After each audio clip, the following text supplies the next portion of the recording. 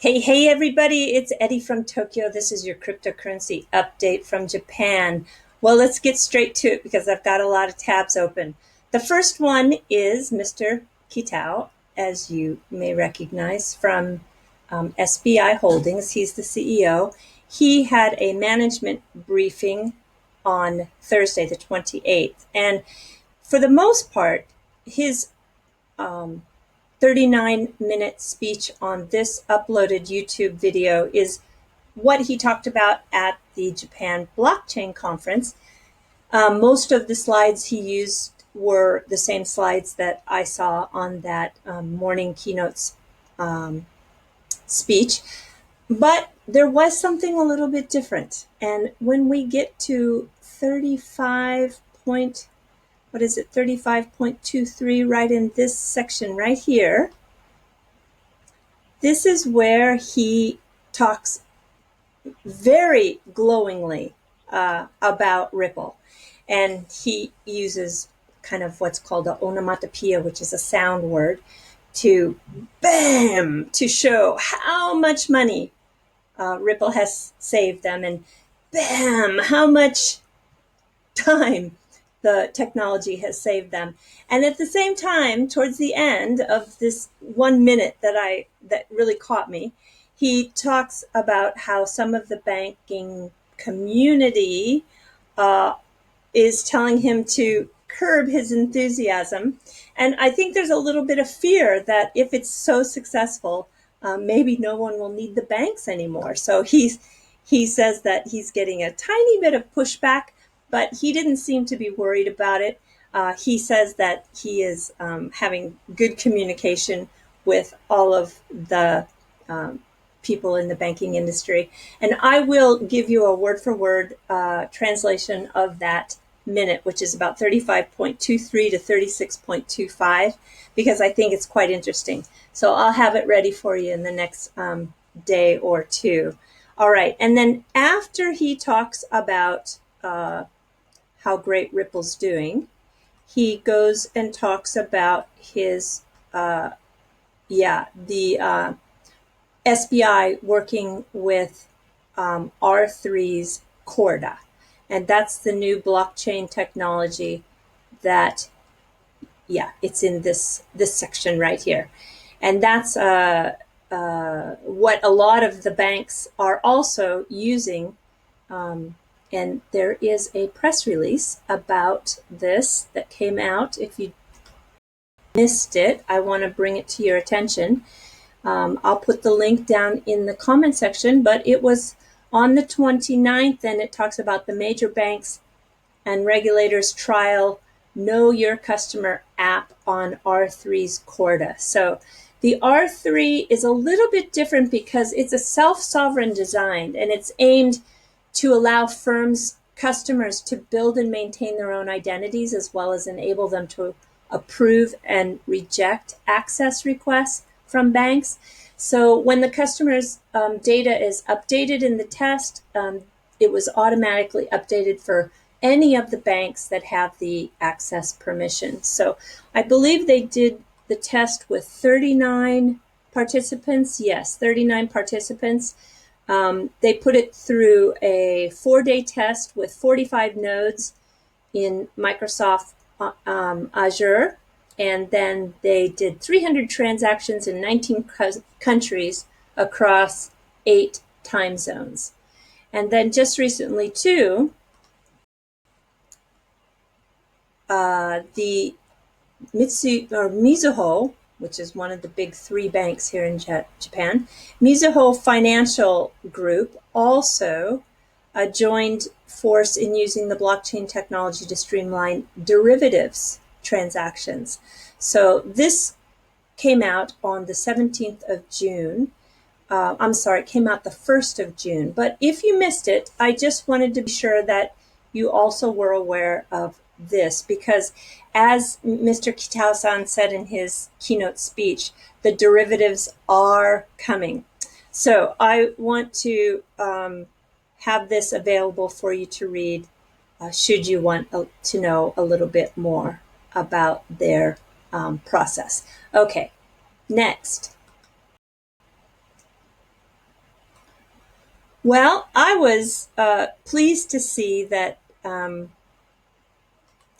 was in a quote out there. However, I want to be sure that these media sources are getting things right. So when I went to the Japan blockchain conference, I took my notes, which actually I used origami paper, which is kind of funny. But I've kept all my notes, and I also wanted to share exactly what I said on Twitter, because this title doesn't quite match the content in the body of the article where I am quoted. And I just want to make sure people are getting this straight. So their title says, Chairman of major Japanese bank says Ripple can be the global standard of money. Well, as you'll see, I never said that. They do seem to quote me correctly, but they make some kind of, they imply. So according to the local cryptocurrency analyst Crypto Eri, Kitao stated that XRP, the native cryptocurrency of the Ripple blockchain network, significantly optimizes the global financial system and has the potential to evolve into a global standard of cryptocurrency and money. No, I didn't say that. So I'm going to show you what I said, because I think that if you're going to quote me, you need to quote me correctly. So then it goes on to say, Mr. Kitao, CEO of SBI Holdings, just a few minutes ago spoke at a keynote in Tokyo Blockchain. He believes XRP will be the global standard. Okay, Mr. Kitao added, now they put it in quotes, using XRP can create a more efficient world. Yes, I did say exactly that. So I don't know why they are saying that I stated that it's going to evolve into a global standard of cryptocurrency and money, because I didn't. And I want to take issue with what they said here. I mean, if they're going to put a quote from me, they need to put it in quotes exactly the way I stated it. Here is the actual tweets I did. So Mr. Kitao, CEO of SBI Holdings, just a few minutes ago spoke as a keynote in Tokyo Blockchain. And he believes Ripple, now he used the word Ripple, will be the global standard. All right? Yeah, definitely. I took my notes and I referred back to that, and it's exactly what I heard. And then I did one more tweet about an hour later. Actually, maybe it was a little sooner than that, but was it, I don't know exactly the time span in between, but it was within maybe a half an hour later. CEO Mr. Kitao, SBI Holdings, stated an hour ago in the keynote, using XRP can create a more efficient world. Yes, that is what he said. Never did he say that XRP was going to be the new standard in money. So, plus, actively now, he's creating a crypto derivatives market. Yeah, he did say that too. So, I just want to make sure we get it straight, because I'm seeing a lot of titles out there. Here's another example. Crypto News Online says SBI Holdings chairman says Ripple XRP is next global standard of cryptocurrency and money. Well, unless they're quoting somebody else, but I have a feeling they're borrowing some of the same titles from other people out there. And when you do read through their article, there are no quotes in this article. They're not referencing to any source at all.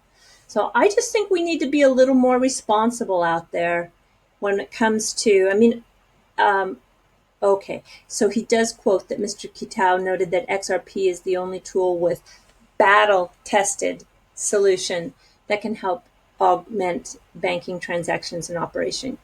Yeah. And so nowhere in the article that they have in the body down here does it state that anybody said it was going to be the next standard global money. So yeah, okay, that's enough of that. It's all I want to say is that let's be careful and be responsible as to how we make these titles and how we quote people. Okay.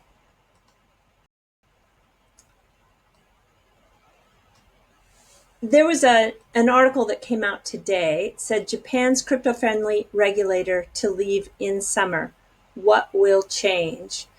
So this came out June 30th.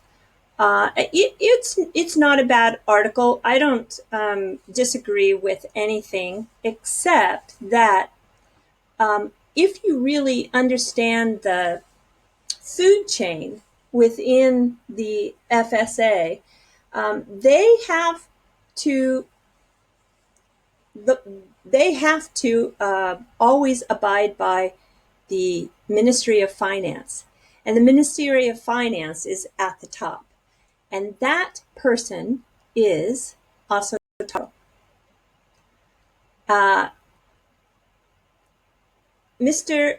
Also is real blue blood. His mother was the third daughter of, was the daughter of a previous prime minister. And his great-great-grandmother was also the daughter of a prime minister. And his sister is an in-law by a way of being a cousin to the emperor Akihiko. So this man is true aristocrat in the current cabinet. He is always sitting next to Abe-san, who is the prime minister. He is a very crypto-friendly guy. In fact, he just came out in the last few days, and he wants to revise the tax system for cryptocurrency, because right now, when you take profit on any sale, it has a sliding scale up to about 55%, which is just crazy high. And he wants to, I think he proposed maybe making a flat tax. I'm not sure, but he is in the LDP, which is the Liberal Democratic Party. And don't get confused with the word liberal in there, because they are the conservative party of Japan. Anyway, back to the original article with the head of the FSA stepping down. I don't worry about that, because I really want to see what is coming from the top. And Japan has what's called sontaku. And sontaku is the actions people take of what they believe their boss wants them to do. So that is a very controversial word right now, because there has been some things that happened in politics where some things that weren't so good, totally unrelated to the crypto space. But it's being blamed on this sontaku because the people who made the mistake or the error did it because they believed that's what their higher up chain members wanted them to do anyway. But there is a very strong prevalence of sontaku in Japan. And Mr. Asataro is crypto-friendly, and he is at the top of the Ministry of Finance. So I think that we don't have to worry that the person is changing in the FSA. I just wanted to make commentary on that. All right, this space doesn't lack any drama, does it? So this article, which came out, I don't know, it came out like very, very, very recent, like within the last 24 hours, I believe. It's title is Roger Ver Will Cry, Boasts Mysterious Bitcoin Cash Attacker. So, yeah, okay, so it came out about 24 hours ago. This mysterious Bitcoin developer or group, we're not really sure, BitPico, they are back and they are launching an all-out attack on the Bitcoin Cash network, or so they say. So the anonymous development team on Thursday claimed to have brought its malicious nodes onto the Bitcoin Cash mainnet, initiating a stress test against the fourth largest cryptocurrency. And the announcement came roughly a week after the group emerged from several-month hiatus to announce that they were in the final stages of testing for the attack, which they boasted would splinter the BCH network. Well, and just lastly here, the Bitcoin Cash attack has been started, according to them in the quote. It will continue to run as we work to amplify it over the coming months, the group stated. We expect to have 5,000 Bcash, so he's absolutely using that word to be disrespectful. Attack nodes in roughly 6 weeks, and then we will multi-fork the chain. And Roger Ver will now cry. Well, it's a big threat, but, you know, they have kind of a checkered past in terms of making statements and not coming through, but we just don't know if they are really able to do this. So yeah, the question is it a white hack, a black hat, or just a troll? I don't know. You have to decide for yourself. You know, look at this. This is, so I'm just on a Crypto Karma website, and here is, I'm just really amazed at how much advertising the DMM company is doing. They are an exchange that's, I keep telling you, is so aggressive here in Japan. They are also running TV commercials quite often. And they've, on this page, there are two of their ads.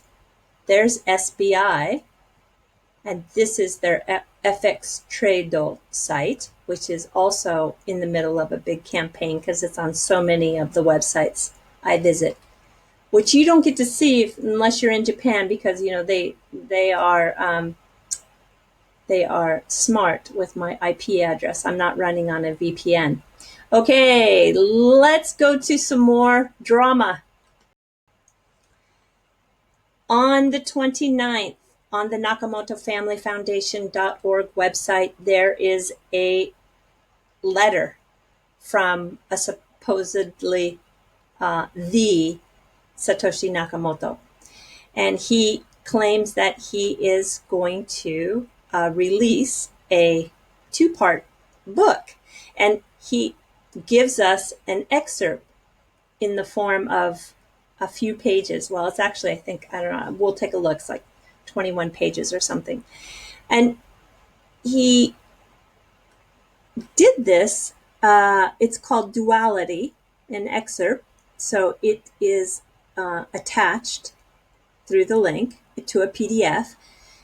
And he does it from a protonmail.com email address, which I'll take a look at the Proton Mail in a second. But first, I want to see. Oh, yeah. Well, I'll do the Proton Mail now. So if you're not familiar with this, this is kind of an interesting email service. It's based in Switzerland, and they are, according to their website, they are located in Switzerland. All the servers are, which means that the data is protected by the strict privacy laws. So they are an anonymous email end-to-end encryption. It's open source, easy to use, and you can even, I believe, sign up without any personal information. The security meets modern design, and you can open up this account quickly. So I have not used it, but I am kind of interested in trying. So I just wanted to bring that to everybody's attention in case you weren't aware of that. Because we do know that if you use Gmail, for example, your Gmail is scanned so that they can bring advertisers that you might be interested in. So it's 21 pages long. I read it. It's interesting. I want to just read just one area from page, what is this, page 18? Yeah. So in this little excerpt, he says, I want to introduce you Hal, someone whom I considered a friend and the first believer in what I was trying to do. Hal, if you're up there, mate, because as you know, this is Hal Finney. Hal Finney passed away. So if you're up there, mate, I hope you're doing well. And you should know this excerpt is really called Bitcoin, Me, and Hal Finney. Godspeed, save me a seat at the table. So in this excerpt, he really gives a lot of credit to Hal. He's basically is saying that if it wasn't for Hal, there wouldn't be a Bitcoin. So I think it's humble, and I kind of, in my heart, want to believe it's real. However, maybe sometimes I'm very gullible. But if you go to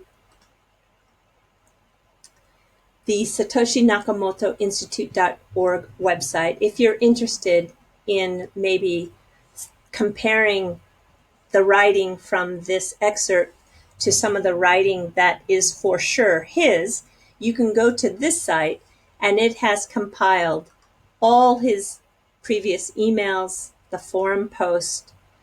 There are 3 versions of the original Bitcoin code, and there are some quotes that have been archived. And the emails start in 2008, I believe. Yes, they start in November 2008. And according to this, they pretty much end in 2010. But there is one more posting that some people don't 100% believe it was really him in 2014, where he says, I'm not Dorian Nakamoto, which is the man who lived in, I think, California, that was mistakenly accused of being Satoshi for a while there. That was kind of crazy. The media was just chasing him, and the poor guy couldn't even come out of his house. So,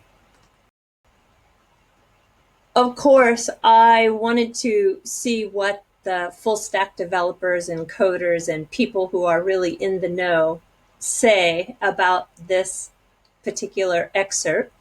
And if you go to the Y Combinator website, this is where a lot of those developers hang out. This site was actually created by a guy named Paul Graham. He's a computer scientist and VC. He's got a venture capital firm in Silicon Valley, but I think he lives in England right now, somewhere in London. He's a Cornell, Harvard guy. He got his money, I think 49 million, for building the very first Yahoo store, which Yahoo bought from him. And yeah, he has put money into some 1,300 startups. So he's very active when it comes to seed capital and offering some incubation to early startups, including famous ones like Airbnb and Dropbox and Reddit and Coinbase.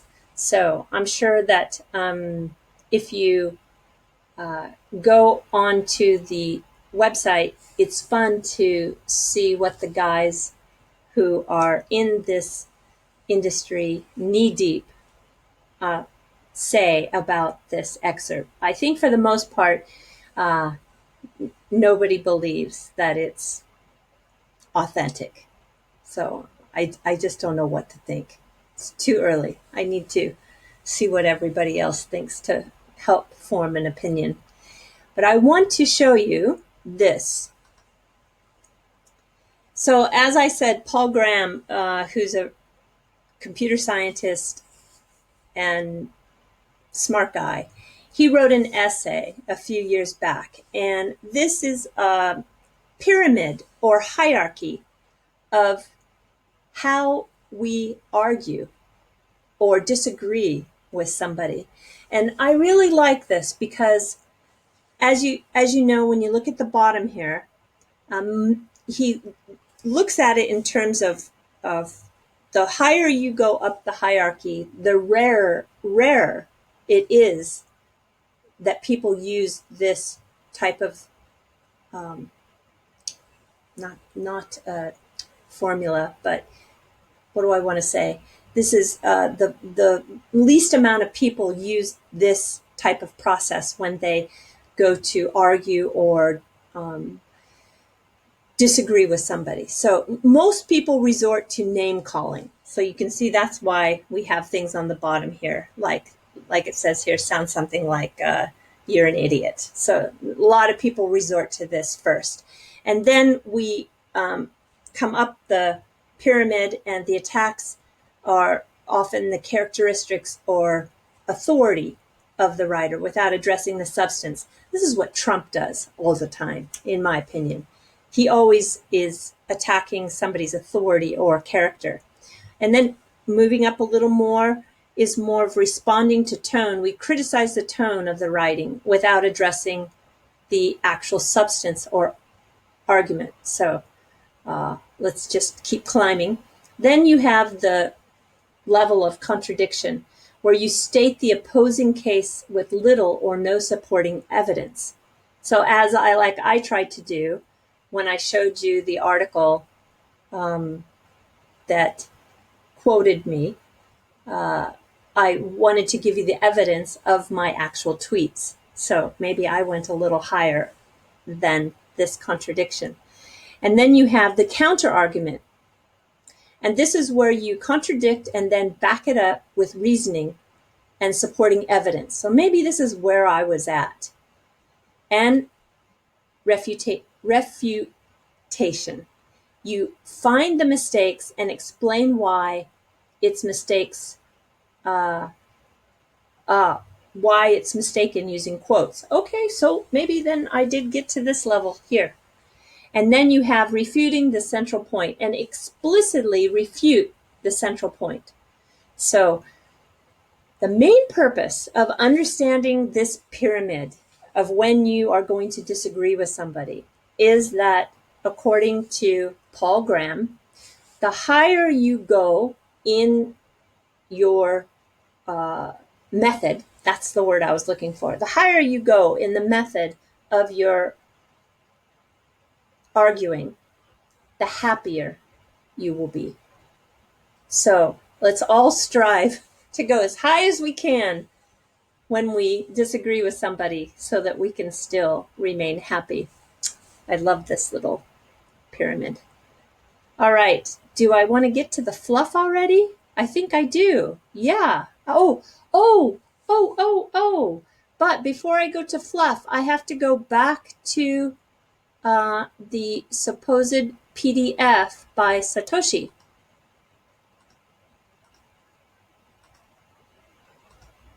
Okay, I have to go back here because this is the most important part. I'm so sorry.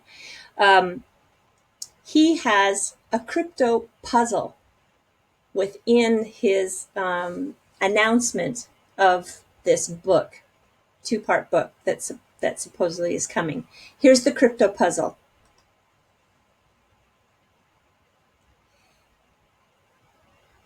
It's super simple. This puzzle is a simple cryptogram. This is what a lot of people on the Hacker News were laughing about. I mean, they wanted him to prove he was Satoshi with some real cryptography. Not this. This is what we do when we're 5 years old and we learn that there is some association between letters and numbers, and we can solve these puzzles. So this is kind of like something you would do when you're 5 years old. But you see here the 3. So you find 3, and it correlates to an H. 9 is O. 8 is N, and then 11 is E. Honne. And then 14, 8, and 12 is and 19, 14, 19, 11, 25, 14. I'll just solve it for you so that we don't waste time. This is Tatemae. So Honne and Tatemae. Honne and Tatemae is Japanese. And if you're not aware of what that means, let me explain it. And now we get into the fluff. Okay. This is Honne Tatemae. It's the contrast between a person's true feelings and desires, often kept hidden to oneself, and that's Honne, and the behavior and opinions display in public to satisfy society's demands. That's Tatemae. So in Japan, this is a very, very important concept. You have your face that you show to the public, and then you have your face that you keep hidden, and it reflects your true feelings or your true opinion.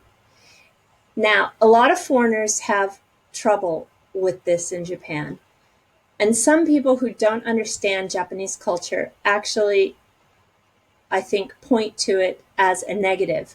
But in Japan, Honne Tatemae is not negative. It's a form of extreme politeness. So we always have to be thinking of the other person's feelings. And if you don't keep that in mind, it's considered very rude in Japan. So I know that sometimes Americans are very straight with their opinions, and they don't really care if they hurt someone else's feelings. But in Japan, people care. And it's a society that places great emphasis on Honne Tatemae. And it's actually considered more than politeness. It's a form of high cultural awareness.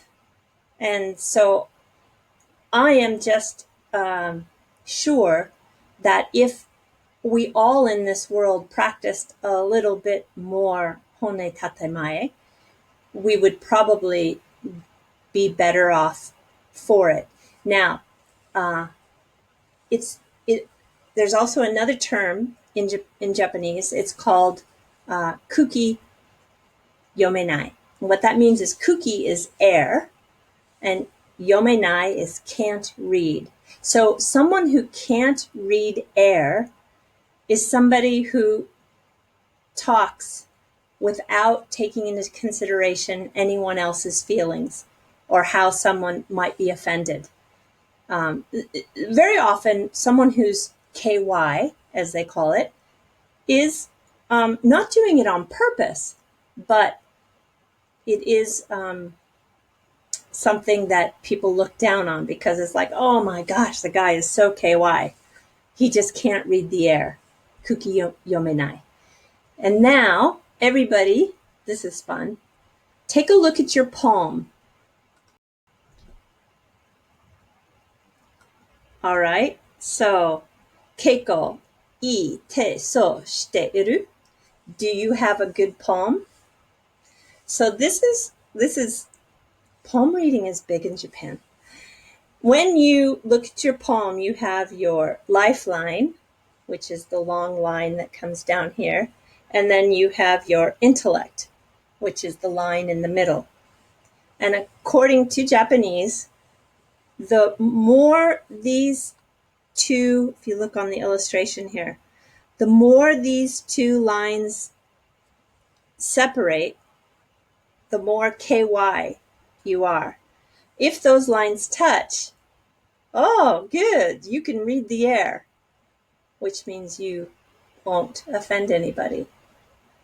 My lines are a little far apart, so maybe I can't read the air as well as I think I can. I think I can read the air. I don't think I'm KY, but are you KY? Yeah, let me know in the comment section. All right, everybody, that's your fluff. Thank you for hanging in there with me today. Please take care and sayonara for now. Bye-bye.